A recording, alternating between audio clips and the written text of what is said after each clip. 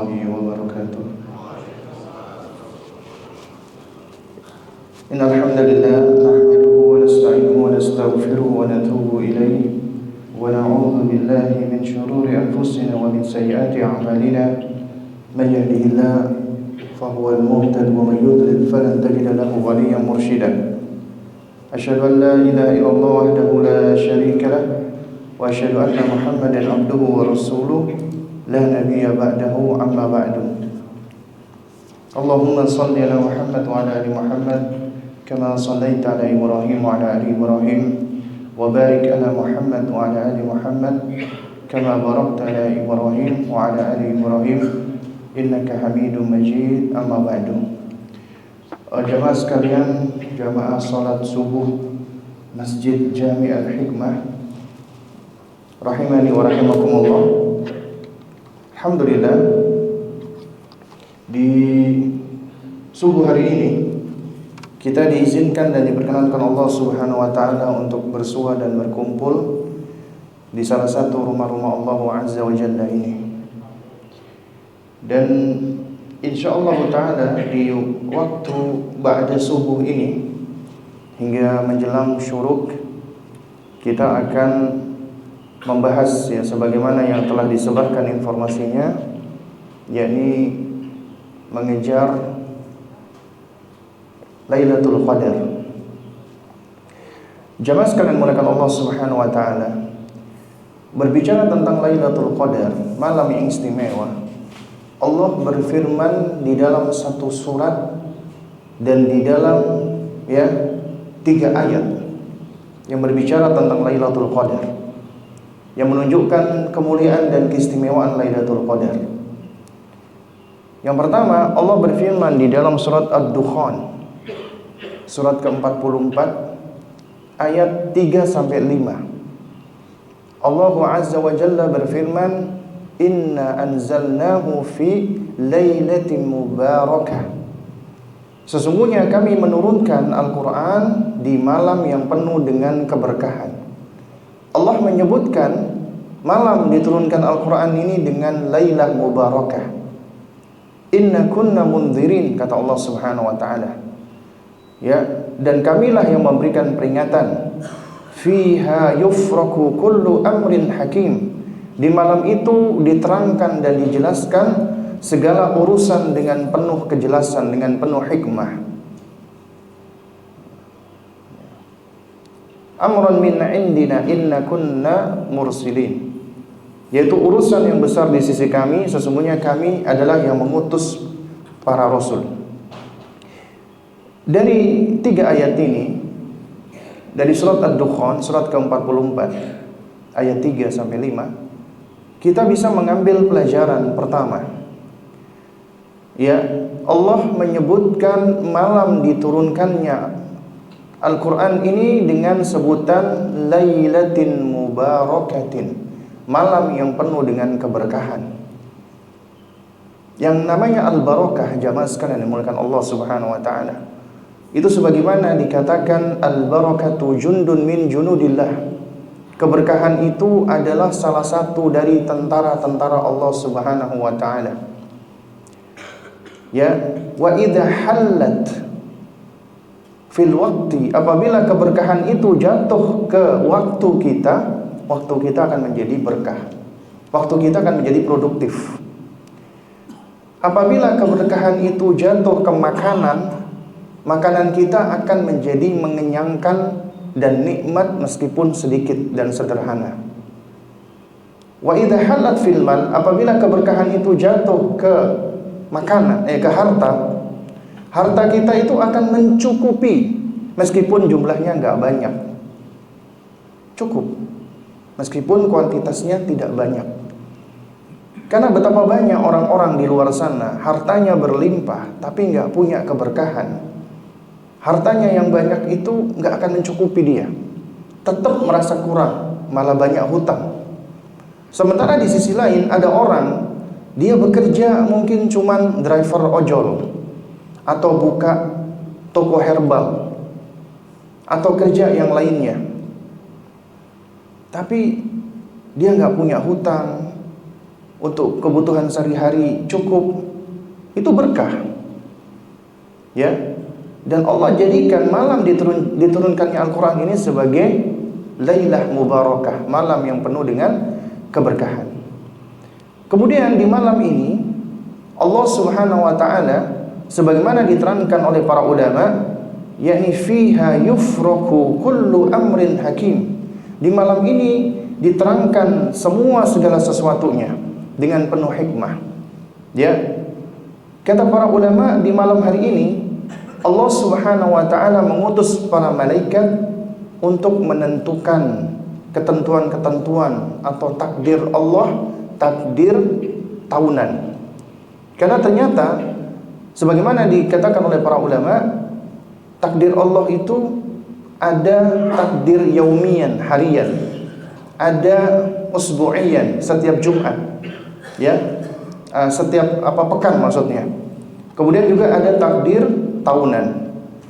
Nah, jadi di malam inilah Allah menentukan ajal seseorang, ya. Kemudian juga menentukan kebahagiaan, kemudian kesengsaraan dan seterusnya. Ya. Amran min indina, urusan yang besar di sisi kami. Kemudian jamaah sekalian, keistimewaan malam Lailatul Qadar berikutnya, Allah turunkan satu surat khusus tentang Lailatul Qadar di dalam surat ke-97, surat Al-Qadar ayat 1 sampai ayat 5. Allah berfirman, "Inna anzalnahu fi lailatul qadar." Sesungguhnya kami turunkan Al-Qur'an itu di malam Al-Qadar. Nanti kita akan terangkan apa makna Al-Qadar. Ya. Ini sekali lagi Allah terangkan istimewanya malam ini dibandingkan malam-malam lainnya karena Allah turunkan Al-Qur'an. Al-Qur'anul Karim itu kalamullah, firman Allah. Allah Subhanahu wa taala setelah menciptakan hamba-hambanya, Allah tidak biarkan kita begitu saja. Allah berfirman, "Ayahsabul insanu ayyutraka suda." Apakah manusia mengira mereka setelah diciptakan dibiarkan begitu saja? Al-Imam Syafi'i rahimahullahu taala sebagaimana dinukilkan oleh Al-Hafidz Ibnu Katsir rahimahullahu taala, beliau berkata berkaitan dengan ayat ini, ayyutraka suda, dibiarkan begitu saja, ay alla yunha wa la yu'mar, yaitu tidak diberikan larangan, tidak diberikan perintah. Apakah manusia mengira setelah Allah ciptakan manusia itu dibiarin, artinya enggak diberikan arahan berupa perintah dan larangan? Jadi perintah dan larangan Allah itu menunjukkan perhatian Allah. Perintah dan larangan Allah itu menunjukkan kecintaan Allah kepada hamba. Allah menginginkan kebaikan bagi kita makhluknya dengan cara Allah berikan arahan dan bimbingan, yaitu dengan perintah dan larangan. Karena di dalam perintah Allah pasti mengandung kemaslahatan. Di dalam larangan Allah pasti mengandung kerusakan dan kemafsadatan. Makanya kita diperintahkan untuk menjauhinya. Allah menginginkan kebaikan bagi kita. Dan untuk memberikan perintah dan larangan ini, Allah Subhanahu wa taala menurunkan wahyu. Wahyu Allah yang terakhir diturunkan adalah Al-Qur'anul Karim. Al-Qur'an ini bukti kenabian Nabi Muhammad SAW. Kalau ada yang bertanya, apa bukti Muhammad itu adalah Nabi dan Rasul? Yang terakhir, buktinya adalah Al-Quran. Karena siapapun ditantang mulai dari 14 abad yang lalu hingga sekarang dan hingga hari kiamat, tidak akan ada yang mampu untuk bisa ada yang membuat yang semisal dengan Al-Quran. Mulai dari zaman dahulu ya jamaah sekalian, banyak orang berusaha untuk menantang Al-Quran, tapi nggak ada yang bisa, nggak ada yang mampu. Padahal Nabi Muhammad itu disebutkan di dalam sirah nabawiyah, beliau berangkat dari keluarga yang ummi, nggak bisa baca, nggak bisa tulis. Dan sosok orang yang tidak bisa baca dan tidak bisa menulis itu tidak mungkin bisa ngarang Al-Quran. Satu-satunya yang meyakinkan Al-Quran adalah pasti tidak berasal dari Rasulullah. Itu adalah wahyu yang Allah wahyukan kepada beliau. Dan gak mungkin beliau berdusta, karena udah dikenal dari zaman dahulu ya oleh umatnya, oleh kaumnya. Nabi Muhammad adalah orang yang nggak pernah berdusta, orang yang jujur. Jamaah sekalian dimuliakan Allah Subhanahu wa taala. Al-Qur'anul Karim ketika Allah turunkan, maka siapapun atau apapun yang bersinggungan dengan Al-Qur'an pasti akan menjadi mulia, menjadi istimewa, menjadi dahsyat, menjadi agung. Karenanya ketika Al-Qur'an Allah turunkan melalui perantaraan Jibril alaihissalam, maka Jibril menjadi afdolul malaika, malaikat yang paling utama. Makanya disebut dengan Ruhul Amin. Ya. Kemudian ketika Al-Qur'anul Karim turun kepada manusia yang bernama Muhammad bin Abdullah bin Abdul Muttalib sallallahu alaihi wa alihi wasallam, maka sosok ini menjadi manusia yang paling istimewa. Ya, menjadi khairul bariyah, makhluk yang terbaik sepanjang masa. Menjadi Sayyidul Anbiya wal Mursalin, penghulunya para nabi dan para rasul. Jadi keistimewaan nabi kita adalah ketika Allah turunkan Al-Qur'an kepada beliau. Al-Qur'an menjadikan beliau sosok yang agung dan istimewa. Kemudian ketika Al-Qur'an ini diturunkan kepada umatnya Nabi Muhammad sallallahu alaihi wasallam, maka umatnya Nabi Muhammad menjadi khairul ummah, umat terbaik. Kita adalah umat terbaik. Kuntum khairu ummatin ukhrijat lin-nasi ta'muruna bil ma'ruf wa tanhauna 'anil munkar. Kalian adalah umat terbaik yang dikeluarkan kepada manusia. Karena kebaikan umat Muhammad sallallahu alaihi wasallam itu adalah karena di antaranya ada Al-Qur'an. Allah turunkan Al-Qur'an yaitu kepada umat Muhammad dan juga kepada selainnya. Siapa yang beriman maka akan selamat. Kemudian ketika Al-Qur'anul Karim Allah turunkan di suatu bulan di antara 12 bulan yang ada, maka Allah jadikan bulan itu bulan yang paling istimewa, yaitu bulan Ramadan, Syahrul Quran. Allah jadikan Ramadan bulan yang paling istimewa di antara bulan-bulan yang lainnya. Kemudian Allah turunkan Al-Quran ya di suatu lailah minal layali, di suatu malam di antara malam-malam yang ada, maka Allah jadikan malam itu malam yang istimewa, malam yang spesial. Makanya Allah sebutkan inna anzalnahu fi lailatul qadar. Allah turunkan Al-Qur'an di Lailatul Qadar, di malam yang istimewa. Apa itu makna Al-Qadar? Yang pertama, ya para ulama punya beberapa pendapat, tapi yang paling masyhur ada 3. Makna Al-Qadar yang pertama maknanya adalah ya takdir, ketentuan Allah. Allah menetapkan di malam ini semua peristiwa selama setahun itu, baik rezeki, ajal, kebahagiaan, kesengsaraan dan seterusnya. Makanya disebut dengan Lailatul Qadar, malam penentuan, malam penakdiran. Itu makna pertama. Makna kedua, ya, Al-Qadar di sini bermakna kemuliaan. Kenapa dikatakan kemuliaan? Karena Al-Quran turun di malam ini dan malaikat juga turun di malam ini, sehingga ini disebut dengan Lailatul Qadar, artinya malam kemuliaan. Kemudian pendapat yang ketiga adalah siapa yang menghidupkan malam ini dengan ibadah, dengan taqarrub, dengan mendekat kepada Allah Subhanahu wa taala, maka dia akan mendapatkan kedudukan yang mulia, disebut dengan Al-Qadar. Ya, sehingga ini disebut dengan malam yang mulia karena manusia yang menghidupkan malam ini mendapatkan kemuliaan. Nah, jadi ini istimewanya Lailatul Qadar. Kemudian keistimewaan Lailatul Qadar Allah sebutkan di dalam surat Al-Qadar ayat ketiga, Lailatul Qadri khairum min alfi syahr. Ya, malam ini lebih baik daripada 1000 bulan, 84 tahun kurang lebihnya usia kita ya jamaah. ya, jarang yang bisa mencapai 84 tahun. Ada tapi sedikit. Karena Nabi SAW menerangkan usia, ya, a'mar ummati, ya, baina sittin. Usianya umatku itu kurang lebih 60 tahunan. Ya, 60 tahun. Lebih dari itu bonus.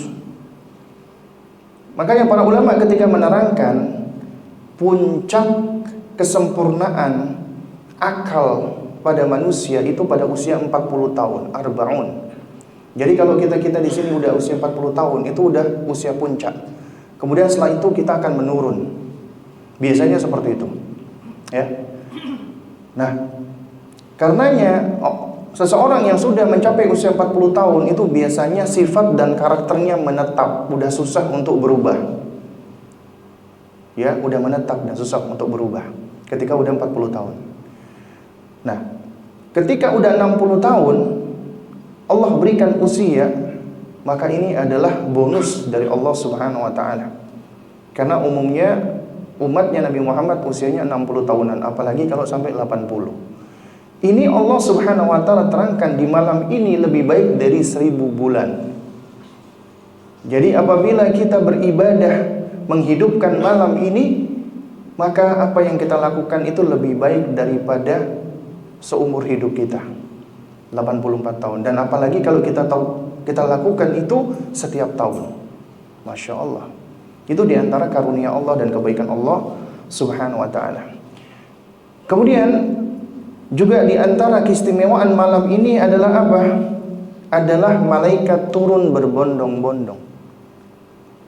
Tanazzalul malaikatu warruhu fiha biizni rabbihim min kulli amrin. Pada malam itu Allah sebutkan turun malaikat warruh dan Jibril alaihissalam. Ini menunjukkan keistimewaan Jibril. Karena Jibril termasuk malaikat, tapi Allah sebutkan secara spesial, secara khusus, dan Allah labeli, Allah beri nama dengan ruh karena beliau Ruhul Amin. Ya. Ini Jibril alaihissalam turun di malam itu dengan izin dari Rabb mereka. Ya. Min kulli amrin, untuk melakukan pengaturan atas perintah Allah Subhanahu wa taala. Nah, oleh karena itu jemaah sekalian, disebutkan di dalam sebuah hadis yang sahih, ya, ketika diterangkan tentang tanda-tanda Lailatul Qadar, yaitu pagi harinya matahari terbit dalam kondisi yang tidak menyilaukan, tidak terik matahari tersebut. Itu disebutkan oleh para ulama ahli hadis dikarenakan banyaknya malaikat yang bergerombol. Ya, itu diterangkan oleh para ulama. Kemudian yang terakhir adalah salamun hiya hatta matla'il fajr. Malam itu penuh dengan keselamatan atau kesejahteraan sampai terbitnya fajar. Ini malam yang istimewa. Nah, oleh karena itu jamaah sekalian dimuliakan Allah Subhanahu wa taala, Nabi kita yang mulia alaihi salatu wassalam, sosok yang sangat-sangat mencintai umatnya, Nabi menginginkan kebaikan bagi kita. Nabi perintahkan kepada kita untuk mencari Lailatul Qadar. Kata Nabi SAW, taharraw Lailatul Qadri fil witri minal ashril awakhiri min Ramadan. Carilah malam Lailatul Qadar pada malam-malam ganjil di 10 hari terakhir. Sebagian riwayat tidak menyebutkan fil witri. Nabi mengatakan taharraw Lailatul Qadar fil ashril awakhir min Ramadan. Carilah Lailatul Qadar di 10 hari akhir di bulan Ramadan. Ya. Nah, kemudian di dalam riwayat Imam Muslim, Nabi mengatakan iltamisuha fil ashril awakhir. Ya, raihlah Lailatul Qadar di 10 terakhir bulan Ramadan. Fa in dha'afa ahadukum aw ajaza, apabila salah seorang dari kalian lemah atau enggak sanggup, mungkin sakit atau yang semisalnya, maka kata Nabi, fala yughlabanna 'ala sab'il bawaqi, maka usahakan jangan sampai terluput di 7 hari yang tersisa. Di 7 hari yang tersisa. Jamaah sekalian yang dimuliakan Allah Subhanahu wa taala. Ibunda Aisyah radhiyallahu taala anha, beliau menerangkan apa yang dilakukan oleh baginda Rasulullah sallallahu alaihi wasallam ketika di 10 hari terakhir. Nabi diutus oleh Allah Subhanahu wa taala, itu tujuannya agar kita bisa mencontoh beliau, meniru beliau. Ya. Karena wujud konkret dari rahmat dan kebaikan Allah adalah diutusnya Nabi kita Muhammad sallallahu alaihi wasallam. Sehingga Allah tentukan Rasul atau Nabi itu dari bangsa manusia, bukan dari bangsa malaikat, bukan dari bangsa jin. Supaya tidak ada alasan bagi kita manusia untuk menolak perintah Allah atau wahyu dari Allah dengan alasan, ya Allah, para nabi dan rasul itu dari bangsa malaikat, kami nggak mampu mengikutinya, atau dari bangsa jin, kami nggak bisa melihatnya. Ya, makanya dijadikan dari bangsa manusia. Nggak ada alasan bagi kita untuk tidak bisa mencontoh Rasulullah Sallallahu Alaihi Wasallam. Dan para ulama menerangkan bangsa jin tidak punya nabi dan rasul. Itu menurut pendapat yang lebih rajih. Mereka mengimani risalah dan nubuwah dari para nabi dan para rasul bangsa manusia. Ya. Mereka hanya memiliki munzirun, orang-orang yang memperingatkan dari bangsa jin, yang memperingatkan kaumnya. Tapi mereka mengimani risalah dan nubuwah dari bangsa manusia. Makanya mereka wajib mengimani Nabi Muhammad sallallahu alaihi wasallam. Apabila enggak mengimani Nabi Muhammad, kafir mereka dari bangsa jin. Karenanya Allah Subhanahu wa taala jadikan Nabi kita Muhammad sallallahu alaihi wasallam itu sebagai teladan, contoh bagi kita. Laqad kana lakum fi Rasulillahi uswatun hasanah. Sungguh telah ada bagi kalian di dalam diri Rasulullah itu teladan yang baik. Yang menarik adalah Syekh Muhammad bin Shalih Al-Utsaimin rahimahullah ketika menjelaskan ayat ini, beliau menerangkan Allah menyebutkan laqad kana lakum fi Rasulillah. Allah tidak menyebutkan laqad kana lakum fi aqidati Rasulillah atau fi akhlaqi Rasulillah atau fi adabi Rasulillah, atau disebutkan secara spesifik tentang sesuatu dari Rasulullah. Tidak. Tapi Allah menyebutkan telah ada teladan fi Rasulillah, di dalam diri Rasulullah. Artinya semua yang ada di dalam diri Rasulullah itu teladan. Karena itu para ulama ketika menerangkan maksud sunnah bil makna hadis, itu maknanya adalah ma udhifa ila Nabi sallallahu alaihi wasallam min qaulin wa fi'lin wa taqririn wa sifati khalqiyah wa khuluqiyah. Itu sunnah. Sunnah itu adalah segala sesuatu yang disandarkan kepada Nabi yang mulia alaihi salatu wassalam, baik berupa ucapan, perbuatan, persetujuan, takrir, sifat penampilan beliau, dan sifat perangai beliau. Itu sunnah. Ya. Jadi semua apa yang dilakukan oleh Nabi SAW itu adalah teladan. Ibunda Aisyah radhiyallahu ta'ala anha mengatakan, kana Rasulullah sallallahu alaihi wasallam yajtahidu fil ashril awakhir ma la yajtahidu fi ghairihi.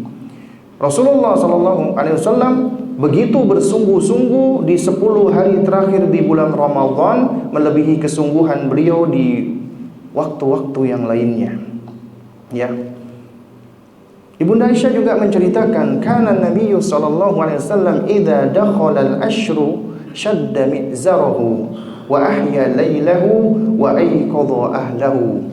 Nabi sallallahu alaihi wasallam apabila sudah masuk 10 hari terakhir, maka beliau mengencangkan sarungnya. Arti mengencangkan sarung, beliau tidak mendatangi istri-istrinya. Karena mohon maaf, melakukan hubungan suami istri di malam hari di bulan Ramadan itu boleh. Karena ada sebagian orang yang beranggapan nggak boleh. Yang nggak boleh siang hari. Bukan cuma batal, dosa, kena kafarah. Malam hari boleh.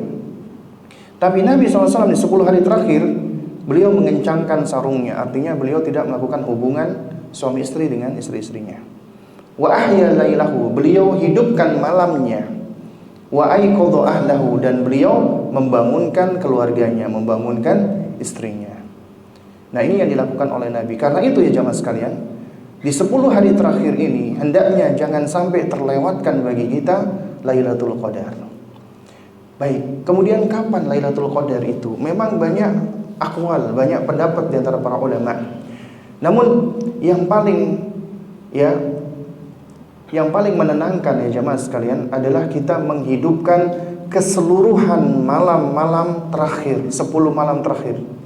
Karena insya Allah kita pasti akan mendapatkan Lailatul Qadar jika diterima oleh Allah Subhanahu wa taala. Bukankah Nabi mengatakan carilah Lailatul Qadar di malam-malam ganjil, malam-malam witir itu artinya ganjil, di 10 hari terakhir? Iya. Tapi ternyata para ulama itu memiliki perbedaan pendapat di dalam menentukan Ashrul Awakhir. Ya. Ada di antara mereka menentukan Ashrul Awakhir, 10 hari terakhir itu yang diikuti dari hari pertama di bulan Ramadan. Artinya sekarang misalnya tanggal berapa sekarang? 17 Ramadan. Sekarang 17 Ramadan. Berarti nanti pada saat 21 Ramadan itu adalah malam ganjil. Karena dihitung dari malam pertama, dari hari pertama. Karena kalau bulan Hijriyah itu diawali dari waktu maghrib. Dari waktu maghrib itu berarti masuk tanggal baru, masuk hari baru. Kemudian yang kedua, ada di antara para ulama, ya, mereka berpendapat Ashrul Awakhir ya jamaah sekalian, itu dihitung dari akhir bulan. Karena bulan Hijriyah itu cuma ada 2, imma 30 hari, imma 29 hari. Kalau sekiranya Ramadan itu jatuh 29 hari, maka perhitungannya tidak genap Ashrul Awakhir, 10 hari terakhir. Berarti cuma 9 hari terakhir. Karena itu sebagian ulama lebih condong, meskipun ini pendapat yang kurang masyhur, itu diambil dari belakang. Apabila Ramadan sampai tanggal 29, maka 29-nya itu adalah hari ke-10 alias hari genap. Padahal menurut perhitungan ulama yang menghitung dari awal itu malam ganjil. Tapi ulama yang berpendapat mengambil dari belakang itu malam genap. Berarti ada kemungkinan penentuan ganjil dan genap itu berbeda. Nah, oleh karena itu yang paling aman adalah kita khuruj anil khilaf, keluar dari perbedaan pendapat. Bagaimana caranya? Kita hidupkan ke semua malamnya. Mau genap, mau ganjil, kita cuma bisa mengira-ngira, gak bisa memastikan. Karena itu, mulai dari malam ke-20 kita hidupkan. Ya, ahya lailahu, kita hidupkan malam tersebut. Bagaimana cara kita menghidupkannya ya jamaah sekalian yang dimuliakan Allah Subhanahu wa taala? Pertama yang dicontohkan oleh Nabi adalah iktikaf. Iktikaf di masjid, bukan di mall, bukan di rumah, bukan di pasar. Ya, iktikaf itu artinya kita berdiam diri selama beberapa waktu dengan niat untuk taqarrub, beribadah kepada Allah. Para ulama berbeda pendapat tentang batasan minimal iktikaf. Namun pendapat yang lebih dekat kepada yang hak adalah iktikaf itu tidak ada batas minimalnya. Artinya siapa yang berniat datang ke masjid niatnya iktikaf walau sa'atan, meskipun hanya sesaat, maka sudah jatuh iktikaf. Ya. Tapi tentunya iktikafnya orang yang cuma sejam sama 10 hari beda dong, nggak sama. Ya. Beda. Tapi secara asal iktikaf itu tidak ada waktu minimalnya, meskipun ada khilaf di antara para ulama. Kemudian iktikaf itu hendaknya seseorang melazimi masjid, tidak keluar dari masjid kecuali ada hajat. Tanpa ada uzur, tanpa ada hajat, iktikafnya batal. Dia perlu memperbaharui niat iktikaf lagi. Contoh misalnya, bapak-bapak semua iktikaf di masjid, kemudian bapak-bapak namanya manusia, ada panggilan alami tubuh harus buang air. Masjid lagi. Toilet, kamar mandi, ya, meskipun itu ada di tanah wakaf masjid, tapi tidak terhitung sebagai masjid. Ya, karena nggak boleh. Ya, itu dianggap sebagai masjid karena kita nggak boleh sholat di toilet atau di kamar mandi tersebut. Makanya itu di luar dari masjid. Tapi boleh. Kenapa? Ada uzur, ada hajat, kita keluar. Nah, namun kalau misalnya ada di antara bapak-bapak ketika iktikaf keluar ke masjid cuma nerima telepon, itu nggak boleh. Iktikafnya batal. Ya, dia harus memperbarui iktikafnya lagi. Kemudian juga ketika iktikaf hendaknya tidak menyibukkan dengan urusan dunia. Kita di sini ingin mengosongkan hati kita dari urusan dunia dan menfokuskan untuk ibadah. Karena yang lebih baik ketika iktikaf, ya, jangan membawa hal-hal yang mengingatkan dengan dunia. Bawa handphone, ya jangan dipakai buat baca-baca berita. Kadang-kadang ada orang-orang iktikaf ngobrolin bola di masjid, ya. Itu suatu hal yang tidak layak, ya. Jadi iktikaf selama 10 hari. Nabi SAW itu beliau, ya, hingga 2 tahun menjelang wafatnya beliau selalu beriktikaf. Kemudian istri-istri beliau yang melanjutkan iktikaf. Kemudian yang kedua adalah qiyamul lail. Qiyamul lail ini memang secara asal adalah sholat malam, menghidupkan malam dengan sholat. Tapi menurut sebagian ulama makna qiyamul lail itu umum, ya, yaitu kita menghidupkan malam dengan berbagai macam aktivitas yang bersifat taqarrub ilallah. Jadi misalnya nih bapak-bapak bangun di malam ashrul awakhir atau malam yang ketika itu ternyata bertepatan dengan Lailatul Qadar. Kita udah sholat tarawih nih, malamnya bangun, kita ambil mushaf, kita baca Al-Quran, itu sudah termasuk bagian dari qiyamul lail. Ya, atau kita misalnya berzikir kepada Allah Subhanahu wa taala. Itu juga sudah termasuk qiyamul lail. Ya. Nah, jadi qiyamul lail itu ada makna secara umum adalah kita hidupkan malam-malam itu dengan berbagai macam bentuk ibadah. Tidak mesti harus dengan salat. Ya. Lalu kemudian juga diantaranya dianjurkan bagi kita untuk memperbanyak doa, ya. Yani Allahumma innaka afuwun tuhibbul afwa fa'fu anni. Itu yang diajarkan Rasulullah kepada ibunda Aisyah radhiyallahu taala anha. Ya, memperbanyak doa Allahumma innaka afuwun tuhibbul afwa fa'fu anni. Baca doa ini setiap 10 hari terakhir. Jangan cuman di malam ganjil, tapi kita baca di 10 hari terakhir. Karena kita nggak bisa memastikan kapan waktu Lailatul Qadar tersebut. Kemudian juga memperbanyak Al-Quran. Ini syahrul Quran. Ya, para salaf dahulu, mereka ketika masuk bulan Ramadan, mereka benar-benar melepaskan dirinya dari dunia. Toko-toko mereka tutup, ya.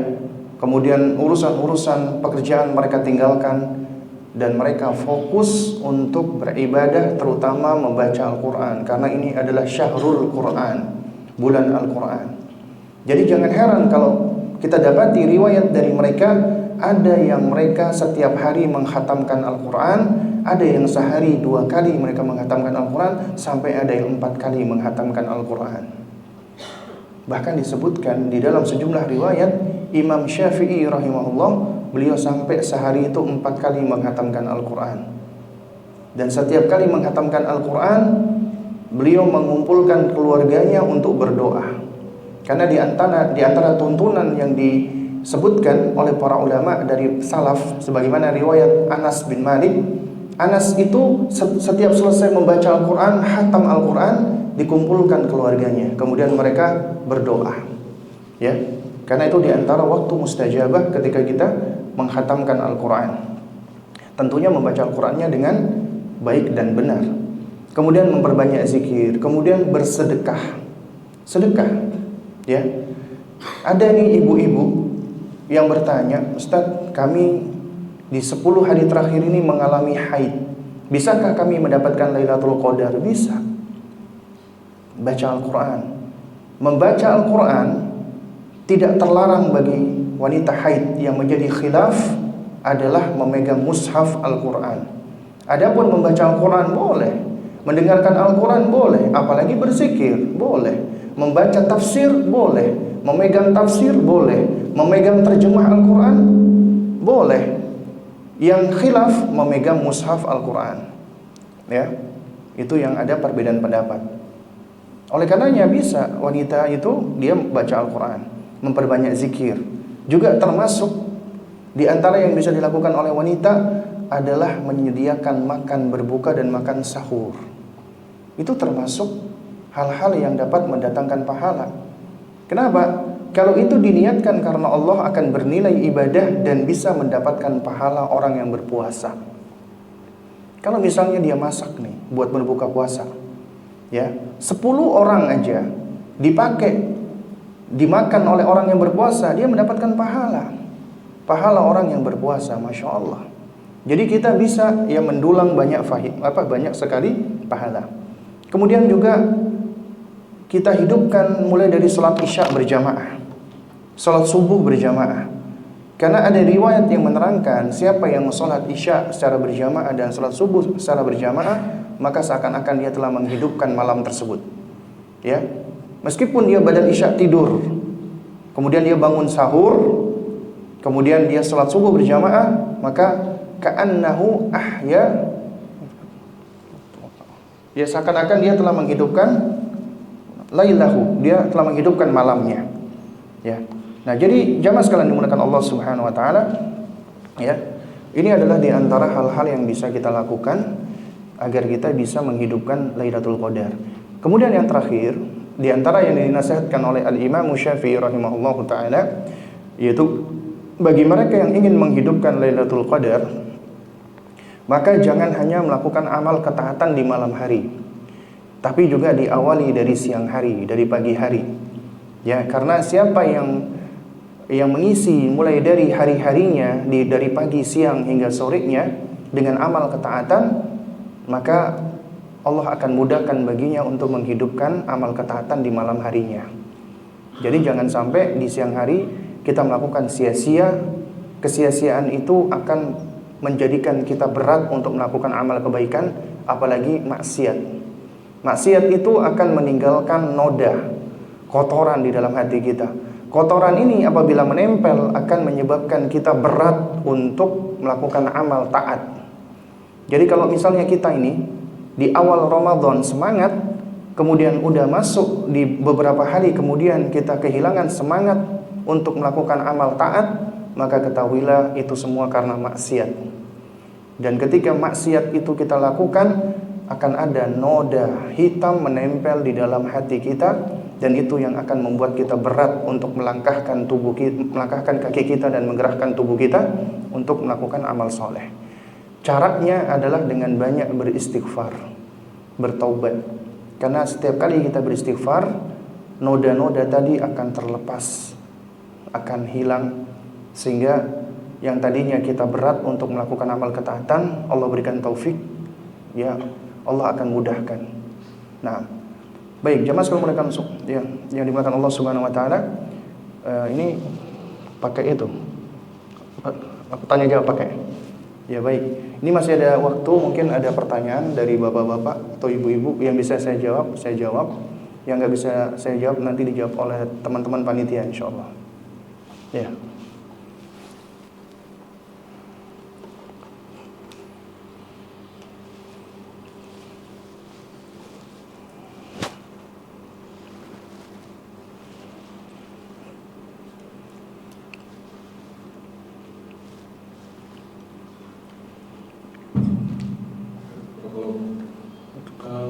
Antum mau jawab atau mau nanya? Oh nanya. Oke, mungkin jawab juga terlibat bilang itikaf di masjid untuk mendapatkan Lailatul Qadar. Apakah dimungkinkan untuk mendapatkan Lailatul Qadar itu di rumah? Iya. Nah, baik. Wafik barakallah. Nah, ya jamaah sekalian muliakan Allah Subhanahu wa taala, menghidupkan malam Lailatul Qadar dengan amal ketaatan itu bisa diperoleh oleh siapa saja yang melakukan amal ketaatan di malam hari itu. Entah dia orang yang mukim ataupun yang safar. Misalnya antum safar nih, mudik di salah satu dari 10 hari Ramadan. Kemudian di perjalanan malam. Nah, ketika malam hari itu antum misalnya banyak berzikir, antum banyak misalnya sambil tilawatul Quran, membaca Al-Quran.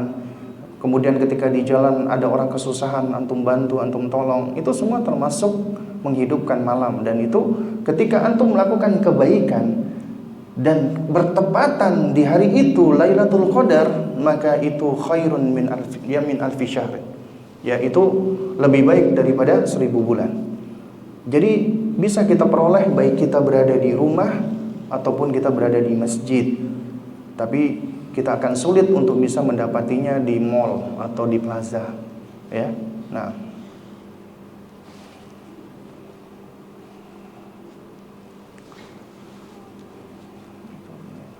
masih ada lagi pertanyaan? Kalau nggak ada pertanyaan, oh kita ada bapak di situ.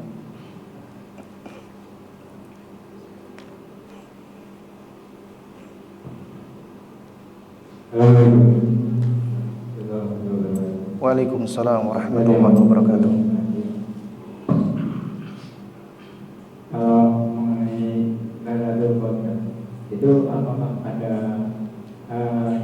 tanda-tandanya atau indikatornya orang yang sudah menangi Lailatul Qadar tersebut?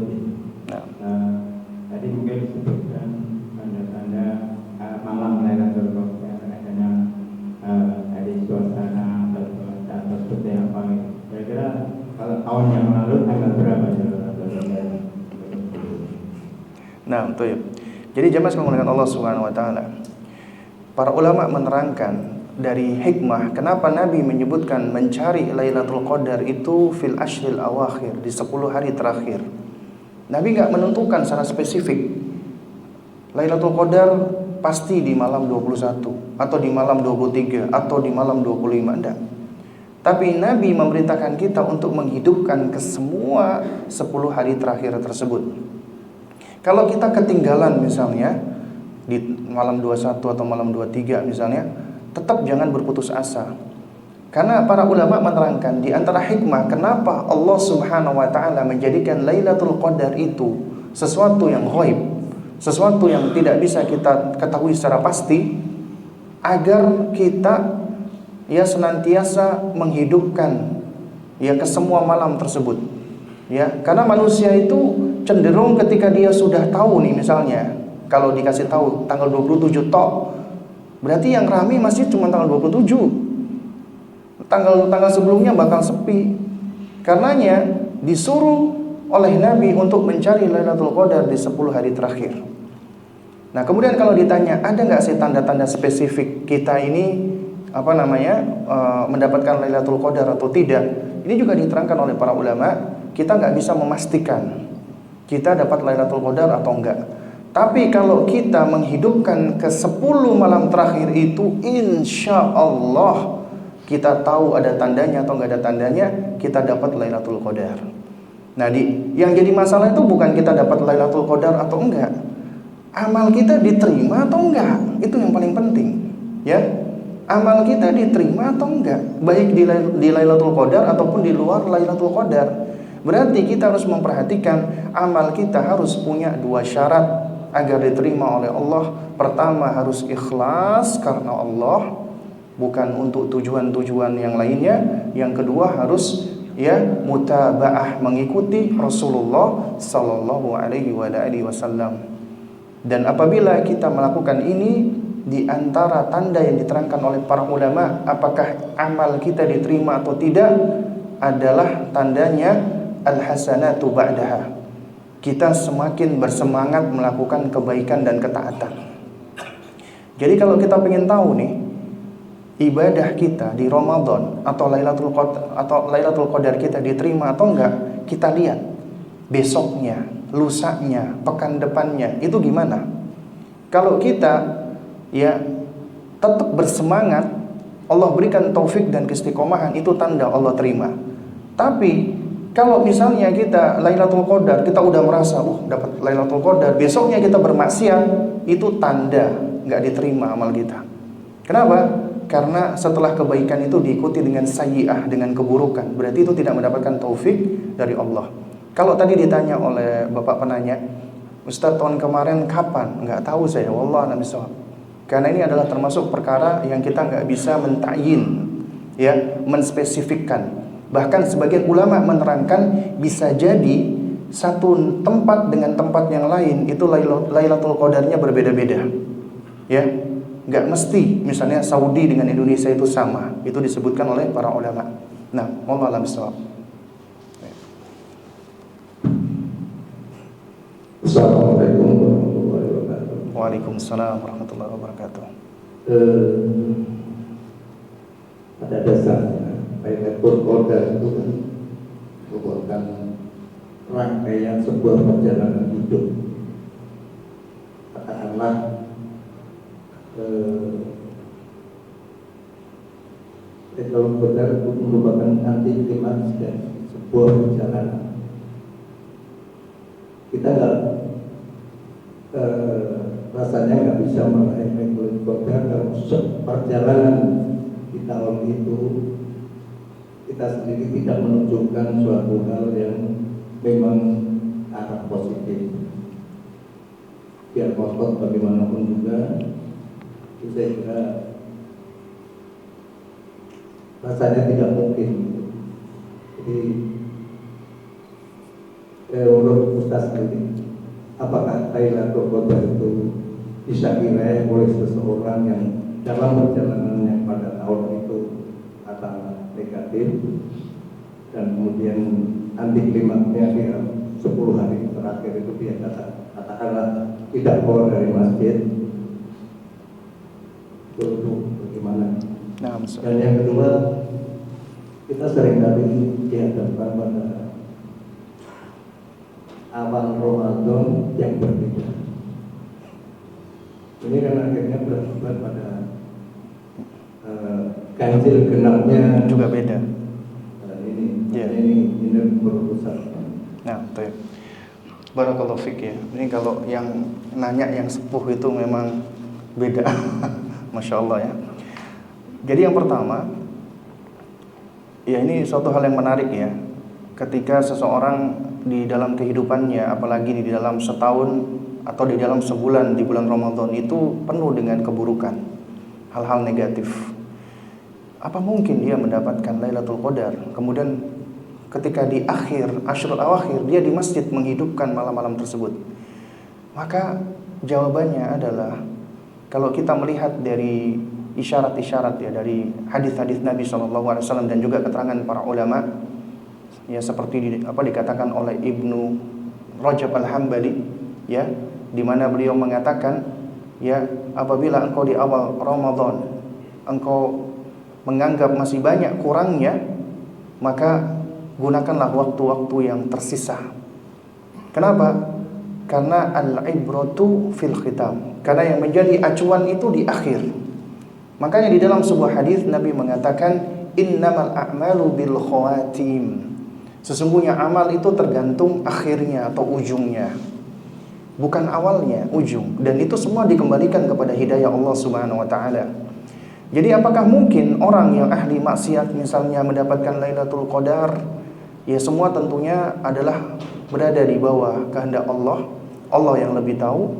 Ya, kita hanya bisa berhusnudzon dan juga kita hanya bisa berharap ya mudah-mudahan diterima oleh Allah Subhanahu wa taala. Ya. Karena belum tentu juga orang yang di awalnya semangat ya itu akan terus semangat sampai di akhir. Bisa jadi dia surut mundur ke belakang. Karena Allah Subhanahu wa taala yang menggenggam hati hamba-hambanya.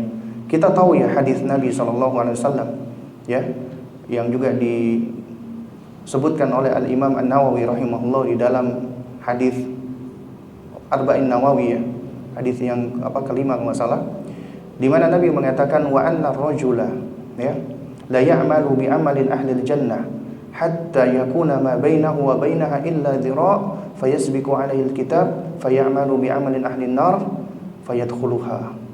Ada seorang, dia biasa melakukan amalan ahli surga, sampai-sampai jarak antara dirinya dengan surga itu tinggal sehasta. Tapi Allah punya ketentuan lain. Menjelang akhir hidupnya dia melakukan perbuatan ahli neraka, maka dia pun masuk ke dalam neraka. Demikian pula sebaliknya, wa anna ar-rajula la ya'malu bi amalin ahli nar. Ada seseorang yang biasa melakukan perbuatan ahli neraka, banyak maksiat, ya, hatta yakuna ma bainahu wa bainaha illa dhira', sampai-sampai jarak antara dirinya dengan neraka tinggal satu langkah saja, satu hasta saja. Fayasbiqu alaihi al-kitab. Tapi Allah punya ketentuan lain. Fayamalu bi amalin ahli jannah. Dia melakukan perbuatan ahli jannah di akhir kehidupannya, fayadkhuluha, maka dia pun masuk surga. Itulah hikmah ya jamaah, kenapa kita 17 kali dalam sehari minimal kita berdoa kepada Allah, ihdinas siratal mustaqim, tunjukilah kami jalan yang lurus. Itulah juga kenapa Nabi SAW yang udah dijamin oleh Allah surga, Nabi berdoa dan mengajarkan umatnya, ya muqallibal qulub tsabbit qalbi ala dinik. Wahai yang membolak-balikkan hati, ya, kokohkan, teguhkan hati kami, ya, di atas agamamu.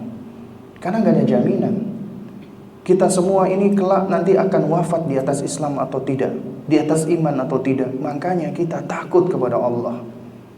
Kita meminta tolong, ya, kita meminta kepada Allah agar Allah memberikan taufik kepada kita. Kita beristi'anah, minta tolong kepada Allah Azza wa Jalla. Iyyaka na'budu wa iyyaka nasta'in. Hanya kepadamu ya Allah kami beribadah, dan hanya kepadamu ya Allah kami memohon pertolongan.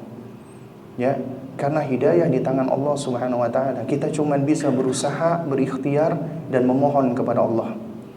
Pernah suatu ketika Fadilatul Syekh, ya, Abdul Aziz bin Baz, semoga Allah merahmati beliau, ditanya, ya Syekh, fulan qad intakas ya Syekh.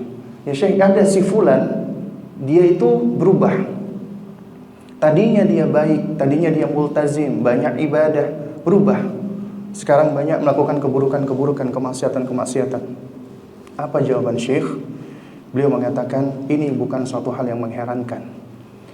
Kemudian kata Syekh bin Baz rahimahullah, ya, bisa jadi orang ini itu, ya, karena dua hal. Pertama, innahu lam yas'alillah as-sabat. Bisa jadi dia enggak pernah meminta kepada Allah sabat, agar diteguhkan di atas agama. Enggak pernah berdoa minta kepada Allah agar diistiqomahkan di atas agama. Atau yang kedua, walam yashkurillah alal hidayah. Enggak pernah bersyukur kepada Allah atas hidayah. Enggak pernah bersyukur atas taufik. Enggak pernah bersyukur bahwasanya ketika kita, ya jamaah, Anda semua di masjid ini, melangkahkan kaki Anda di masjid ini, itu semua nikmat Allah Subhanahu wa taala. Nikmat yang paling besar. Karena di antara mungkin banyak saudara-saudara kita kaum muslimin, mereka asik tidur dan lain sebagainya. Allah pilih Anda, Allah berikan taufik kepada Anda. Anda datang ke masjid, Anda menghidupkan sholat subuh berjamaah, kemudian Anda duduk, Anda mengikuti majelis-majelis ilmu, Anda menyibukkan dengan ibadah. Itu nikmat dari Allah Subhanahu wa taala. Dan ini bisa menjadi sebab Allah akan terus memberikan kita taufik, hidayahnya. Nah, oleh karena itu, kalau ditanya apakah mungkin orang yang melakukan keburukan kemudian dia mendapatkan Lailatul Qadar, mungkin. Ya. Karena bisa jadi Allah berikan hidayah pada dirinya. Makanya jangan heran kalau sampai ada ulama salaf kita dahulu mengatakan, ya, ada seorang yang dia beribadah tapi ternyata dia celaka. Ada orang yang dia bermaksiat, tapi ternyata dia beruntung. Kenapa? Karena ketika dia beribadah, dia ujub, dia riya, dia pamer, dia sum'ah, pengen dipuji, sia-sia amal ibadahnya. Sementara ada orang yang bermaksiat, dia sadar, dia tahu kesalahannya, dia bertobat, dia menangis di hadapan Allah. Allah ampuni dosa-dosanya. Karena itu jangan pernah kita menganggap bahwasanya amal kita saat ini karena diri kita. Itu semua karena taufik dari Allah Subhanahu wa taala. Makanya ketika muazin mengumandangkan azan, kita dianjurkan untuk mengulangi Allahu akbar, Allahu akbar, Allahu akbar, Allahu akbar. Tapi ketika muazin mengajak kepada salat itu hayyalas shalah, apa jawaban kita? La haula wala quwata illa billah. Tidak ada daya, tidak ada al-quwwah, kekuatan kecuali dengan pertolongan Allah. Berarti ketika kita dipanggil salat, itu semua tidak lepas dari daya dan pertolongan Allah Azza wa Jalla. Kemudian tadi pertanyaan yang kedua tadi, apa tadi Pak? Tiba-tiba lupa. Hah? Oh ya, ketika berbeda. Makanya inilah diantara hikmah juga, ya. Bisa jadi di Indonesia karena ada beda ormas, akhirnya penentuannya berbeda. Maka mana yang kita ikuti? Sebenarnya yang kita ikuti adalah keputusan penguasa. Karena yang berhak menentukan tentang Aid dan seterusnya itu adalah penguasa. Entah itu nanti penguasa salah atau tidak, maka itu adalah menjadi tanggung jawab mereka. Oleh karenanya kalau misalnya ada perbedaan, ya penentuan awal Ramadan, makanya ini diantara hikmah kenapa Nabi SAW memerintahkan kita untuk menghidupkan Ashrul Awakhir, 10 hari terakhir seluruhnya. Karena bisa jadi nih, ternyata yang benar misalnya ormas yang A yang mendahului, atau bisa jadi ormas yang B yang istiqmal misalnya. Kita nggak bisa memastikan, kita nggak bisa tahu. Karena itu makanya Nabi menyebutkan, ya cari Lailatul Qadar fil ashril awakhir, di 10 hari terakhir. Kita hidupkan semuanya, mau ganjil mau genap kita hidupkan, maka akan lebih aman. Insya Allah kita akan dapat. Tapi kalau kita pilih ganjil-ganjilnya, masih ada peluang kita nggak dapat. Ya, wallahu a'lam bishawab. Nah, kalau pemerintah itu sendiri, ya mungkin agak zalim itu gimana Pak? Maaf. Kita harus mengikuti pemerintah. Iya. Kalau kita merasa bahwa pemerintah itu zalim. Nah, betul. Jadi sebenarnya di dalam penjelasan yang diterangkan oleh para ulama-ulama kita dari dahulu, ya ulama salaf, adalah kita wajib menaati penguasa meskipun sezalim apapun, asalkan tidak di dalam rangka kemaksiatan, asalkan bukan dalam rangka untuk hal-hal yang bersifat maksiat, ya. Karena kaidahnya begini Pak, Allah Subhanahu wa taala ya tidak akan menanyai rakyat tentang penguasanya. Maksudnya tidak akan meminta pertanggungjawaban rakyat terhadap penguasa. Tapi penguasa akan diminta pertanggungjawaban terhadap rakyatnya. Dalilnya adalah ya hadis Nabi SAW ya mengatakan ya kullukum ra'in wa kullukum mas'ulun an ra'iyatihi. Masing-masing kalian adalah pemimpin dan masing-masing kalian akan dimintai tanggung jawab atas yang dipimpinnya. Makanya Nabi mengatakan warrajulu ra'in fi ahli baitihi. Laki-laki itu pemimpin bagi keluarganya di rumahnya dan dia akan diminta pertanggungjawaban tentangnya. Nah, oleh karenanya wanita, istri tidak akan diminta pertanggungjawaban tentang suami. Ya. Tapi laki-laki akan diminta pertanggungjawaban tentang istrinya. Ya juga sama demikian. Dikatakan wal imamu ra'in. Penguasa adalah pemimpin dan dia akan diminta pertanggungjawaban tentang yang dipimpinnya. Oleh karena itu, nasihat yang seringkali disampaikan adalah sibukkan kita dengan sesuatu yang menjadi tanggung jawab kita. Bukan artinya kita nggak boleh menasihati penguasa, boleh, tapi tentunya ada caranya. Dari zaman dahulu, kaum muslimin itu sudah diuji dengan penguasa yang zalim. Zamannya Imam Ahmad bin Hanbal. Ketika itu zamannya Al-Ma'mun. Al-Ma'mun ini kalau kita ngomong tentang sejarah peradaban, itu banyak yang memuji karena di zamannya Al-Ma'mun ini Islam itu begitu menyebar luas. Tapi ternyata Al-Ma'mun terpengaruh dengan pemahaman sesat Mu'tazilah, mengatakan Al-Quran itu makhluk. Kemudian dia memaksakan rakyatnya untuk meyakini Al-Quran itu makhluk. Imam Ahmad bin Hanbal di antara yang menentang. Tapi beliau tidak pernah berkoar-koar Al-Ma'mun sesat, Al-Ma'mun zalim dan lain sebagainya, tidak. Beliau hanya tidak mau mengikuti perintah mengatakan Al-Quran itu makhluk. Beliau pun dipenjara dan disiksa. Itu ulama kita, ya. Nah, jadi dari sini dan banyak sebenarnya riwayat, ya, sezalim-zalimnya penguasa kita nggak boleh melepaskan diri dari ketaatan kepada mereka, karena ada hak-haknya penguasa yang wajib kita ikuti, terutama di dalam penentuan-penentuan seperti Jumat, Aid, kemudian tentang pernikahan dan lain sebagainya, ya. Jadi bukan masalah zalim atau tidak zalim, yang jadi masalah adalah sah atau tidak sah. Penguasa itu benar-benar dikatakan penguasa, ya. Dikatakan sah apabila dia memang udah jelas-jelas memiliki kekuasaan, ya. Mau dengan cara yang zalim atau tidak. Itu diantara faidahnya Nabi SAW di dalam Haji Wada, Nabi memberikan nasihat kepada sahabatnya, ya, yaitu apa? Nabi mengatakan, man ya'is minkum, siapa di antara kalian yang masih hidup yara ikhtilafan katsira, akan melihat perselisihan yang begitu banyaknya. Fa'alaikum bisunnati wa sunnati al-khulafa ar-rasyidin al-mahdiyyin, maka peganglah sunnahku dan sunnahnya para al-khulafa ar-rasyidin al-mahdiyyin, ya. Nah, kemudian juga di antara nasihat beliau adalah apa? Adalah, ya, beliau memerintahkan untuk menaati, ya, penguasa, meskipun yang berkuasa itu adalah abdun habasyi, yaitu hamba dari Ethiopia. Di dalam fikih Islam, bab tentang khilafah, tidak boleh khalifah itu dipegang oleh seorang budak.